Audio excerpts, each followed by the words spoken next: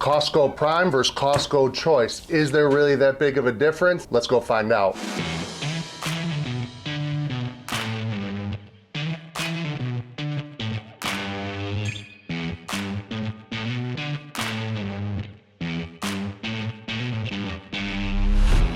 I get a lot of my briskets from Costco, and lately the local Costco has not been carrying Prime briskets, they've been carrying Choice. And we're lucky enough to have several in the area within a half an hour, so if I need to go get some briskets, I go make a run to a Costco. While I was at one Costco the other day, they had both Prime and Choice. And that got me to think, is there really a difference in their Choice versus Prime? Prime's always more expensive, usually harder to come by. And if Costco's getting rid of their Prime, I want to make sure what kind of quality I'm going to be buying with these Choice briskets. So we're going to trim these up, smoke them the same way, and see how they come out. And we're going to report any differences we notice. These are both roughly 15.5 pounds. The Prime is 15.54 and the Choice is 15.64. So the weight of these are only about 0.1 pounds off. The price difference is about 50 cents per pound. So when you're talking 15 plus pounds, that's $7-8 tax, you're getting close to $10. Is it worth the extra money? You know, that's a decent price difference, especially if you're cooking a lot of briskets. With the way everything's going these days, you really want to pinch your pennies, and if you could get a great brisket out of this Choice brisket and not spend the extra money, might as well try. So let's check it out. We're gonna give these briskets a quick trim, season them up, and get them on the smoker.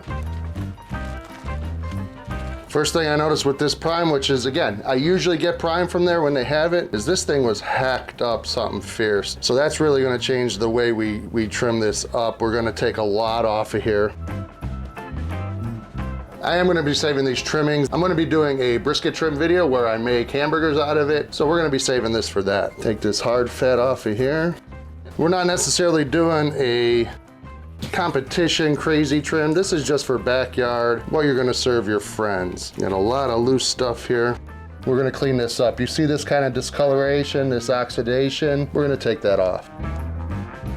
You wanna get to this nice clean meat in here? You can see here, this is great marbling. That's why it's getting the Prime grading, because of this great marbling in here. And just take off any of that fat or silver skin you're not gonna like on there. Trim it up nice. We're gonna take all this oxidized side off here. This happens in the packing. Trying to pay attention for any kind of marbling or any oddities we see. You take a look at this side. This is pretty thin. So we're gonna trim this up because that's gonna end up burning and you're not gonna wanna really serve that anyway.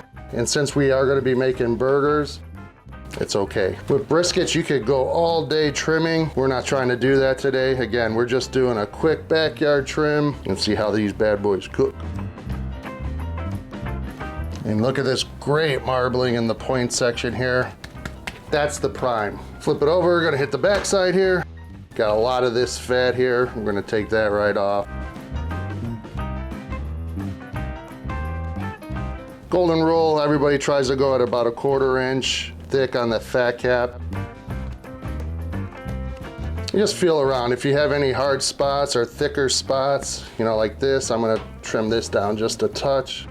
Don't really want to get down to the meat here. You want to have that nice fat cap on here. I always like when you present it, you slice it, you present it, you have that bit of fat cap on there with the smoke ring. Looks beautiful, so got to keep some of that fat cap up on top. Just a little bit more off.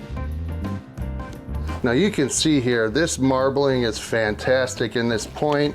So I'm pretty excited how this is gonna come out. That's all the trimming for this one. I'm gonna clean up this scrap, put it off to the side, trim up the Choice one next. Choice is unwrapped. Let's trim this up. Again, start by taking this big decal fat off. See what we're looking at here. Again, we're gonna take all this stuff that's discolored and oxidized, we're taking that off. We're not gonna wanna serve that in a sliced brisket. I just like rounding the edges a little bit. You can see how thick this Choice is here. This is pretty thick, a couple inches here. Hopefully that's gonna be nice. We're gonna do the same thing, round the edges here because we don't want these to burn up, going towards the burgers later. Now you have stuff like this where it's really flappy here.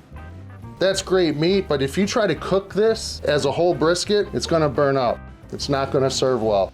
So we're gonna get rid of it, and like I said, we're making burgers later. That's gonna be perfect for that. Tell you right now, looking at this brisket, this choice, it's pretty well marbled too.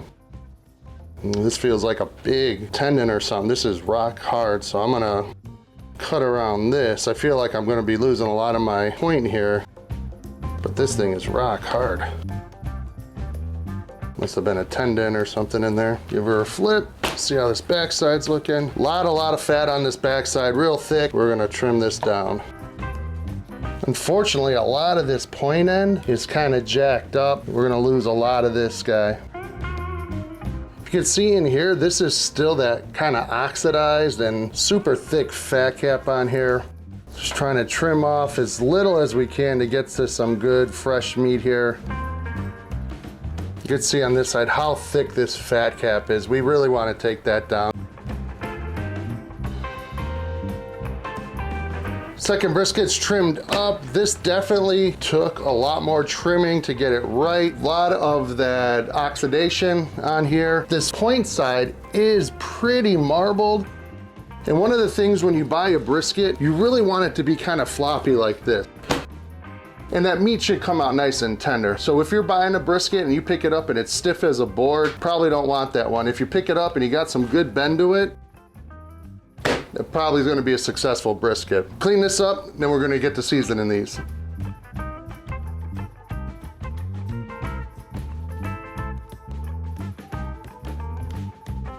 We've got our prime here on my left. We've got our choice here on my right. I'm gonna end up sticking a toothpick in the prime here after we get done seasoning, just so we can tell which one's which. But this one has a lot more point than this one does, so it shouldn't be too hard to keep them separate. So we're just gonna season these up with typical brisket seasoning, kosher salt, coarse black pepper, and some Lawrys seasoned salt. Straightforward, straight to the point, but we're doing them the same way so we can keep this experiment constant. Hit it with a nice dusting of kosher salt to start. And we're gonna hit it around all the sides. Again, if you ever trimmed a brisket or smoked a brisket, you know how much salt these things can take. They take a lot because they're big hunks of meat. And that salt's not gonna penetrate all the way down because we're not really doing dry brines. We're just seasoning it right now. Coarse black pepper. I'm using the 16 mesh from Pork Mafia. Stuff is delicious. Get a good covering all over. That's really gonna help with flavor, your bark. If you ever had brisket, you know pepper's the main flavor that makes it great. And then a dusting of the Lawrys seasoned salt. Now this is the time where if you want to experiment, throw different rubs on here, feel free, but you got that base of salt and pepper. Now it's time to add some extra flavor. Sometimes I'll use different rubs here. Use what you want at this point. We're keeping it simple today. Flip them, same thing on the fat side. Reason I do the meat side first is because I always smoke my briskets fat side up. That way you get the nice bark formed on the top, and when you slice these, you get that nice fat cap on the top for your presentation side.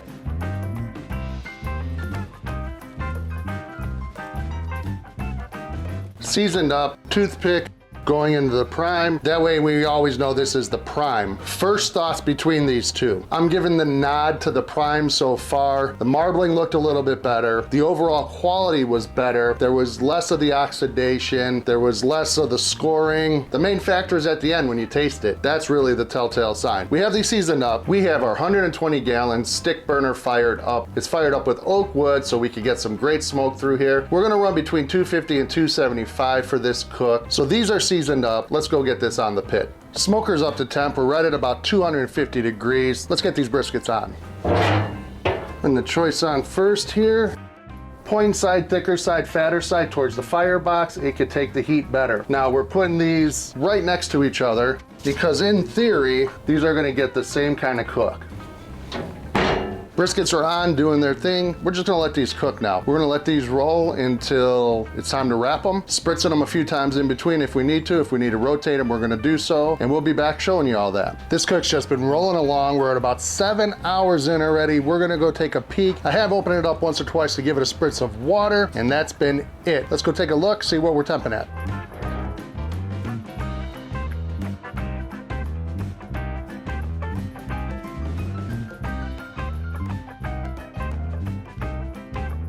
Briskets are looking fantastic. Great bark setting up on them as expected. Let's see what we're temping at here. The 150s, 152 in the flat, 164 in the point, and this is the prime. Still got the toothpick here hanging out. 154 in the flat, 154 in the point. Give it a quick spritz of water while we have it open. Just gonna let it keep rolling. Both of them are looking good, temping right where we think they would be. We're gonna let these roll a little longer, let that bark sit up a little bit more before we wrap them in butcher paper. We'll be back when it's time to wrap in paper. Briskets are coming along great. We've got the bark we're looking for. Time to wrap them up and get them back on to finish this cook. Quick spray on the paper, make it more pliable.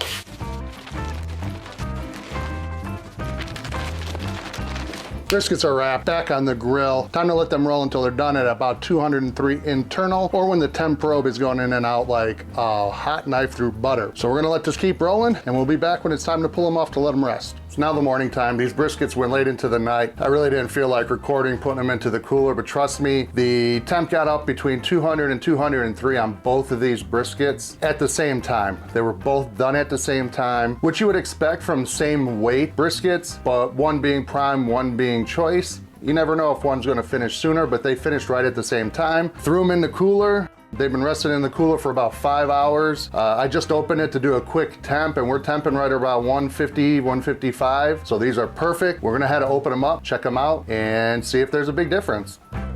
Prime and the choice.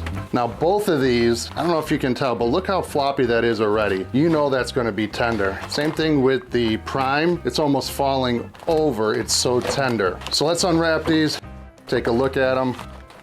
Save all this juice on here. This is the choice. Super juicy. You can see that jiggle. Prime on the right here, my right. Oh, this thing, it's almost falling apart. Make a mess, that's all right. How I normally slice my briskets is I'll cut it kind of right in half where the point meets the flat, and I'll start slicing back that way. We're gonna go right in the middle here. Look at that, man. This choice is looking really good. Not even squeezing and it's falling out of there. Keep the point off to the side. Give a quick, oh man, this is like falling through. The blade just falling through.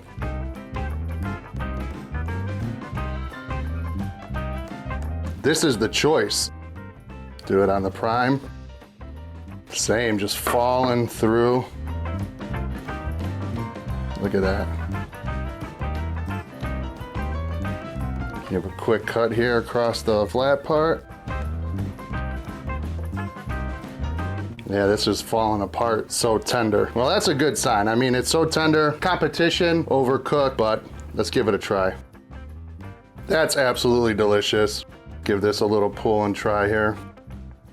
Absolutely delicious also. Both of these came out great. Now, if I had to make a decision on which one's better, right now, blind taste test, if I had people line up and try both of these, I don't think you'd be able to tell which one's prime and which one's choice. What does that tell me? That tells me, one, if you find the right choice brisket, it could compete with a prime brisket. So this must have been a high choice because it was really loose, like I spoke about earlier, had a good marbling in it. So when you're looking for your choice briskets, make sure you get one that's loose, that's pretty floppy, because you know that meat's going to be tender. Look for good marbling, and you should be able to create a great brisket. This prime, it's great also, but this one costs more money. Is it safer to get a prime and know you're going to get a great brisket? Sure. If you're willing to pay the extra money, go for it. I usually cook primes, but I'm going to keep my eye out on these choices because this is fantastic.